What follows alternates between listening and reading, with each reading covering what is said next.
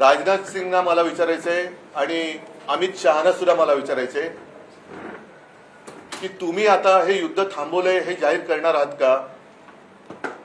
आणि ज्यानी नीरज चोप्राला देशद्रोही म्हणाले होते, अगदी आपल्या सोफिया कुरेशी ज्या लष्करातले एक तडफदार महिला अधिकारी आहेत, त्यांना हे मी गदडे शब्द वापरतोय, नालायक शब्द वापरतोय, भाजपचे अंधभक्त हे पाकिस्तानची बहीण म्हणाले होते, आतंकवादियों की बहन म्हणाले होते.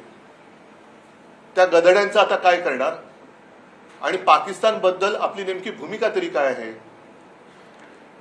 म्हणजे तुम्ही जे करता ते आम्ही सगळ्यांनी गपगुमानपणाने मान्य करायचं. तुम्ही जेव्हा म्हणाल त्यावेळेला पाकिस्तान मुर्दाबाद म्हणायचं, तुम्ही जेव्हा म्हणाल तेव्हा पाकिस्तानला तुम्ही मिठ्या मारायच्या. म्हणजे जवान तिकडे लढणार, जवान तिकडे शहीद होणार, आपले नागरिक, भारतीय नागरिक, अगदी हो मी असं म्हणेन की तेव्हा त्यांना धर्म विचारून गोळ्या घातल्या गेल्या होत्या, हिंदू म्हणून गोळ्या घातल्या गेल्या होत्या.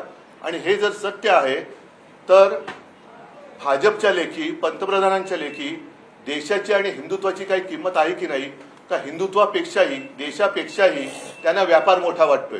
हे त्यांनी स्पष्ट केलं पाहिजे. आता isakal.com आहे देशातील नंबर 1 ची मराठी न्यूज वेबसाईट. प्रत्येक अपडेटसाठी isakal.com ला नक्की भेट द्या.